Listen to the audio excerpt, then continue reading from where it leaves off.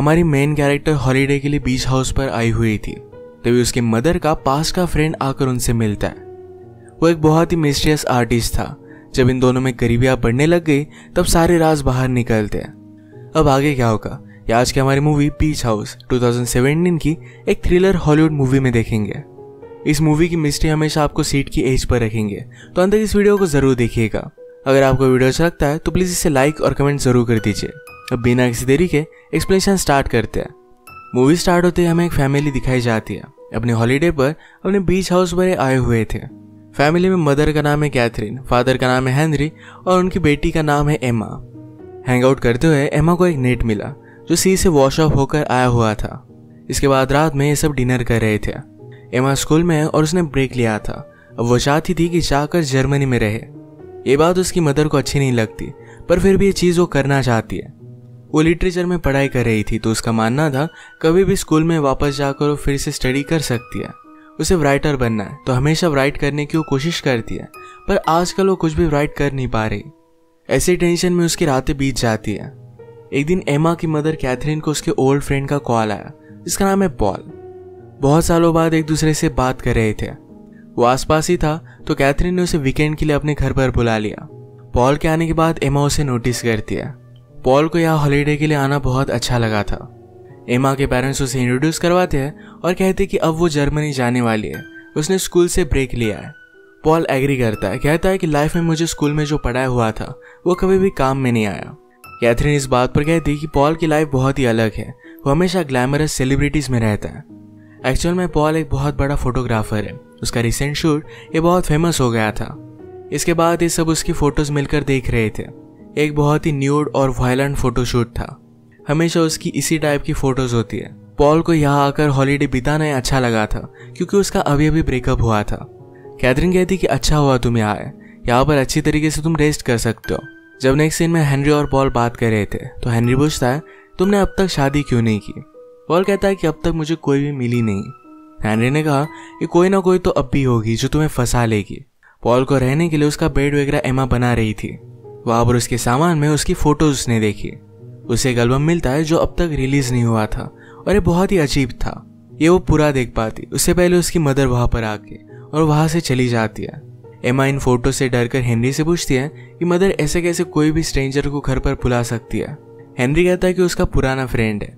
एमा को पॉल की उतनी ज्यादा एज नहीं लगती। ये सब मिलकर बीच पर हैंग आउट कर रहे थे तो पॉल भी आया। फिर हेनरी और पॉल स्विमिंग करने के लिए जाते हैं। हेनरी उसे पूछता है तुम्हारा ब्रेकअप क्यों हुआ था। पॉल ने कहा कि मैं मेरी गर्लफ्रेंड से बोर हो गया था। कभी कभी ऐसा हो जाता है, तुम्हारे साथ भी अपने दिनों में कुछ हुआ होगा। यहाँ हेनरी को रियलाइज होता है कि पॉल ज्यादा लड़कियों की रिस्पेक्ट नहीं करता। पॉल की बातों से लगता है कि उन्हें बहुत ही बुरी तरीके से ट्रीट करता है। डिनर करते वक्त हेनरी ने पॉल को उसके एम्बिशन के बारे में पूछा। वो कहता है कि तुम्हारी फोटोग्राफ्स इतनी अच्छी तरीके से सेल हो रही है तो तुम आगे की स्टेप भी ले सकते हो, जरा हायर प्राइस पर इन्हें सेल कर सकते हो। पॉल को इन सब चीजों में ज्यादा इंटरेस्ट नहीं था। वो जिस तरीके से पहले काम करता था उसी तरीके से हमेशा करता रहेगा। ये बात एमा को बहुत ही अच्छी लगी। उसे भी एज अ आर्टिस्ट लोगों को किस तरीके से इग्नोर करना है और अपने आर्ट पर ध्यान देना है, ये उसके लिए बहुत ही इंपॉर्टेंट था। रात में बहुत लेट एमा ने कुछ आवाजें सुने तो ये पॉल बाहर खड़ा था। वो पूछती कि तुम यहाँ कर क्या रहे हो। पॉल ने कहा मैं सोच रहा हूँ कि स्विमिंग के लिए जाओ, पर पानी बहुत ही ठंडा होगा। अपना माइंड चेंज कर लेता है और अंदर आ जाता है। उसने कहा कि क्या तुम मेरे साथ ड्रिंक करोगी। एमा तो पहले मना कर रही थी, फिर बाद में हाँ कह देती है। किसी को डिस्टर्ब ना हो तो इस वजह से पॉल के रूम में गए। एमा ने पॉल को कॉम्प्लीमेंट किया, कहा तुम लोगों के बारे में ज्यादा सोचते नहीं। ये बात उसे बहुत ही अच्छी लगी थी। वो बताती कि आजकल मुझे राइटिंग करते हुए बहुत ही प्रॉब्लम आ रहा है। उसकी लाइफ हमेशा इजी रही है तो स्ट्रगल्स वगैरह इन सब चीजों के बारे में वो लिख नहीं पाती। पॉल कहता है कि तुम्हारी लाइफ में कुछ ना कुछ तो एक्साइटिंग चीज होगी जो तुमने कभी की होगी। एमा कहती कि एक बार लैब असिस्टेंट के साथ मेरा थोड़ा थोड़ा अफेयर हो गया था, पर मैं डर गई, इस वजह से आगे कुछ भी बढ़ नहीं पाया। ये सब बताते हुए एमा पॉल की इमेजेस देखने लग जाती है। उसने पॉल से कहा कि बहुत ही अजीब है। पॉल कहता है कि इसका थीम मर्डर था।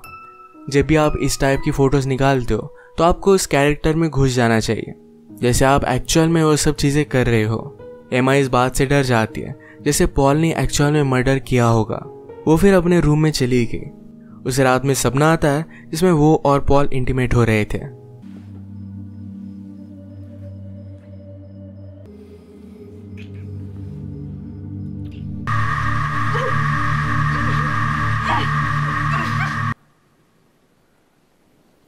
वो अगली सुबह जब पॉल अपने रूम में नहीं था तो वहां घुस जाती है। उसकी सब चीजें देख रही थी तो एक बड़ी सी नेट उसमें उसे मिली। बाहर आकर उसने नोटिस किया कि पॉल अपनी गाड़ी की डिक्की में कुछ देख रहा था। वो जब उसके पास आए तो पॉल ने डिक्की बंद कर ली। ये बहुत ही सस्पिशियस था। जब एमा राइड करने की कोशिश कर रही थी तो पॉल उसके पास आ गया। उसे एक आइडिया आया था पर वो कंफ्यूज थी कि किस डायरेक्शन में उस आइडिया को लेकर जाना है। पॉल कहता है कि जो चीज तुम्हें एक्साइट करे उसे तुम चूज कर लो और इसके बाद आगे का रास्ता तुम्हें मिल जाएगा। एमा उसे पूछती है कि तुम जिस तरीके से फोटो शूट करते हो वायलेंस के, क्या चीज तुम्हें एक्साइट करती है? पॉल ने कहा कि यही मेरी लाइफ है।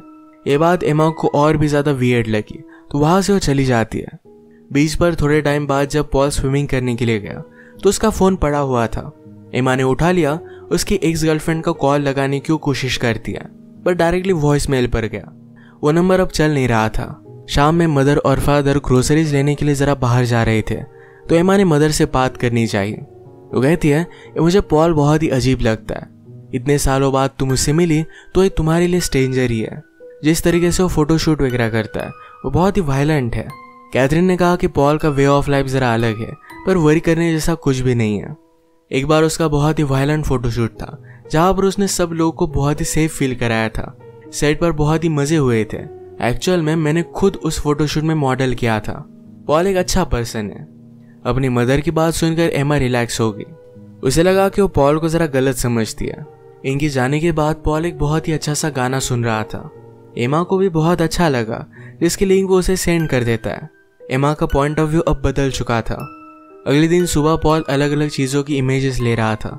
जब उसने एमा को देखा तो उसकी भी फोटो ले लेता है। एमा उसे पूछती है तुम ऐसे विदाउट परमिशन मेरी फोटो कैसे ले सकते हो? पॉल ने कहा कि मुझे जो चीज अच्छी लगती है उसकी फोटो में ले लेता हूँ, परमिशन की जरूरत नहीं होती। अगर तुम चाहो तो मेरा कैमरा फोड़ सकते हो। एमा ने भी इस बात पर हंस दिया।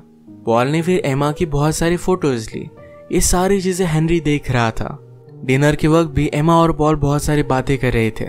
बाद एक साथ वाइन पी रहे थे। ये बात हेनरी और कैथरीन को अच्छी नहीं लगती। कैथरीन ने एमा को जल्दी रूम में जाकर सोने के लिए कहा। यहाँ ज्यादा प्रॉब्लम ना हो इसलिए पॉल ही अपने रूम में चला जाता है। पर रात में जब बहुत ही लेट हो चुका था तो एमा पॉल के पास आ गई। उसके रूम में नेट देखकर वो कहती है क्या ये तुम्हारे नेक्स्ट फोटोशूट के लिए है? पॉल कहता है कि एक अच्छी मॉडल मिलनी चाहिए तो मैं फोटोशूट कर लूंगा। एमा कहती कि मैं भी मॉडलिंग कर सकती हूँ पर मेरे चार्जेस बहुत ज्यादा होंगे। पॉल ने कहा कि तुम्हें हायर करने के लिए लोग कुछ भी पे कर सकते हैं। एमा ने यहाँ इसी रूम में अपने फादर का वेट नोटिस किया। ये थोड़ा सा अजीब था पर इस बात को इग्नोर कर देती है। एमा ने पॉल से कहा कि उस रात मैंने झूठ कहा था। सचमुच में मेरा लैब असिस्टेंट के साथ अफेयर हुआ था। ये सब चीजें उसे डिटेल में बता रही थी। पॉल ने उसके लिए एक ड्रिंक बना दिया। एमा हमेशा वाइन पीती थी पर आज उसने स्ट्रॉन्ग ड्रिंक बनाया हुआ था। ये दोनों फिर करीब आ गए और इंटीमेट होने लग गए थे।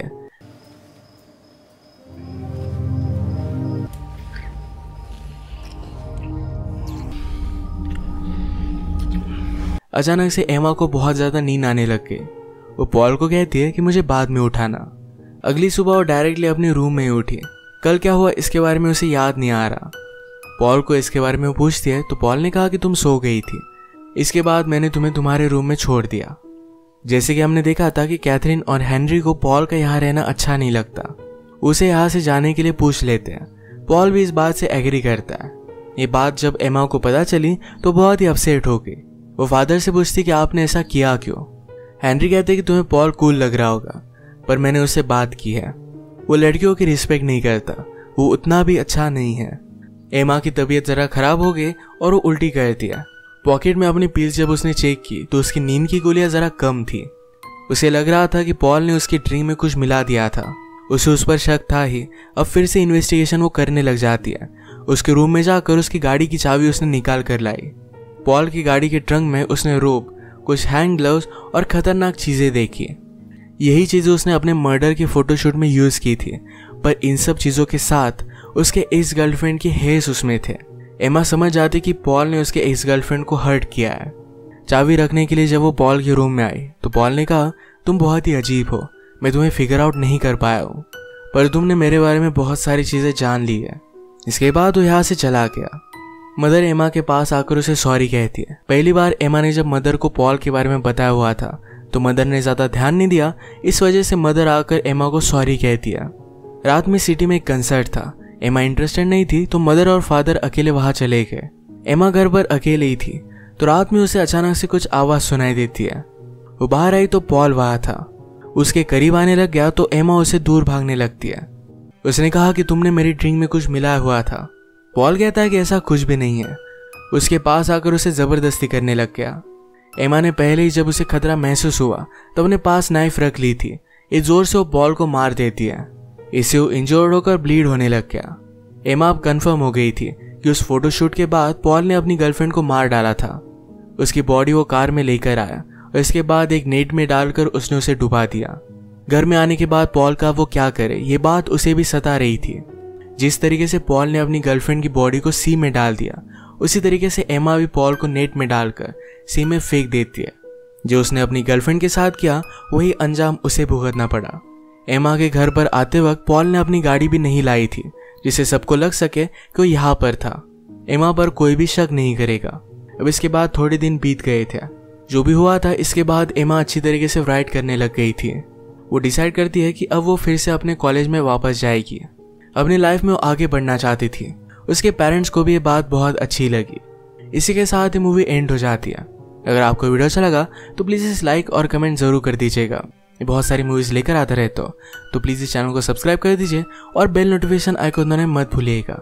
हम फिर से मिलेंगे और एक नई मूवी के साथ। तब तक के लिए थैंक यू और आप अपने आप का ख्याल रखिए।